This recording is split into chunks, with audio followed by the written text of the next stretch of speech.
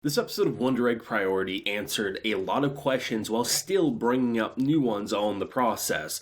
And that's how you know we're in for a very exciting ride of Wonder Egg Priority. Now, we at this point seemingly have the whole cast assembled. Before the show even kicked off, you got character designs, character names. My Anime List had listings of who would appear to be the main characters. And with Momo being introduced in this episode, the cast has seemingly been assembled. But the question does remain, based on the information revealed in this episode, the difference between men and female, the idea that apparently men are a lot more object-driven and focused in terms of goal-driven versus the emotional side of females, and how they can't interact in these egg worlds, so most likely that's probably going to overlap at some point. That would be the general assumption. And if that happens, doesn't mean we'll have more characters that have yet to be listed because they didn't want to reveal the punchline. That's definitely a possibility, but all things considered, this episode definitely gets your mind racing, and I think in terms of being set up at this point, you can definitely see how they really struck the landing in terms of introducing these characters last week with Rika,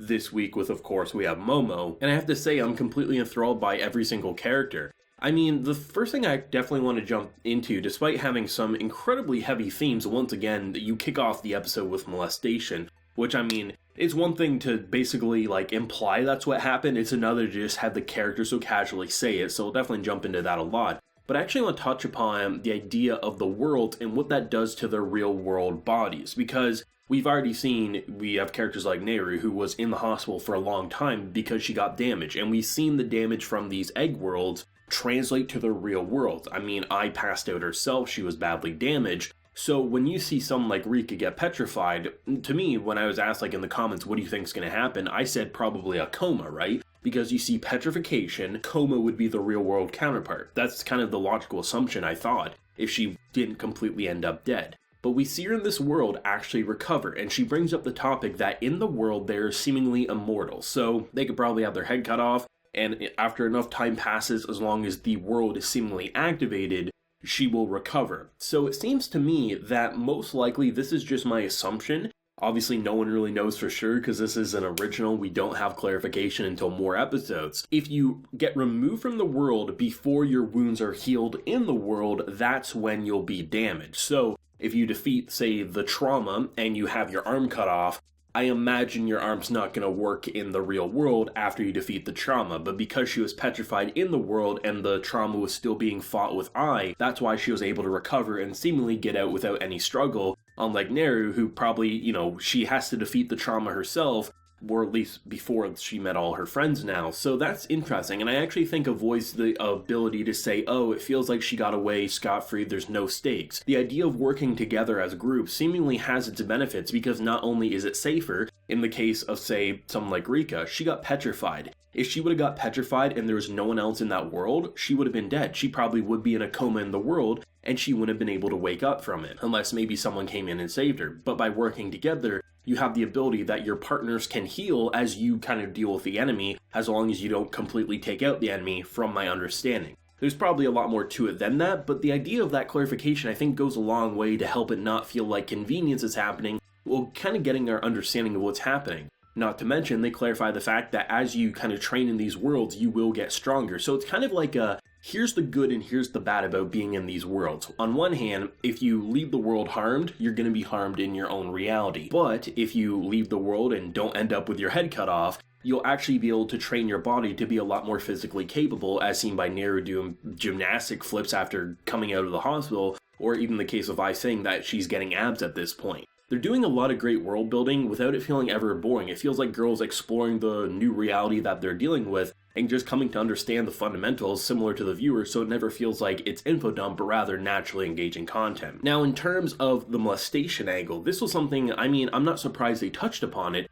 I'm just surprised that's how you kick off the episode so casually. And with characters like Momo, I was really curious where they were going with Momo, because there was a lot of, assumptions I was having while watching the episode, but by the end, and based on the character description that the show gave, it seemingly is a girl who constantly gets mistaken as a boy, but just wants to be viewed as a girl, and so many girls basically latch onto her, and most likely are doing so because they assume she is a boy, but I'm not sure if they're going to go the lesbian angle or a bisexual angle, but nonetheless, it seems like she wants to just be viewed as a girl, but pretty much everyone always assumes she's a very handsome boy, and probably that's blown up in her face more than once for most likely a straight female being like, oh, I thought you were a boy, how dare you deceive me, especially considering some of the dialogue in these egg worlds where she's saying like, you know, I didn't mean to deceive you, and as they hug, they kind of like evaporate in the air. But then in the case of you have someone like Ai saying like, you look like a very pretty female, she very much is crying and she's thankful. So that kind of seems like the direction they're going with their character.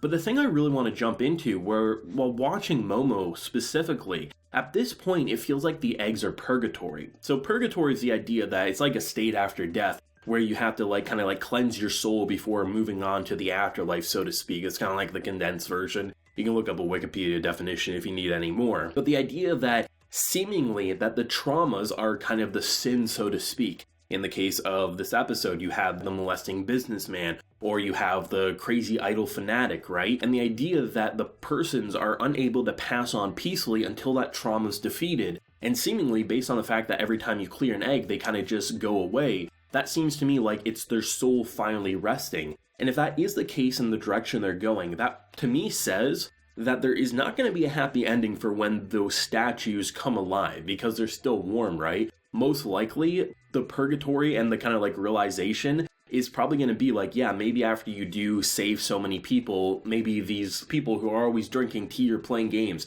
maybe they act as like a sort of gatekeeper for like the afterlife, and maybe they'll reward you by letting you say your goodbye to your loved ones before ultimately they have to pass on.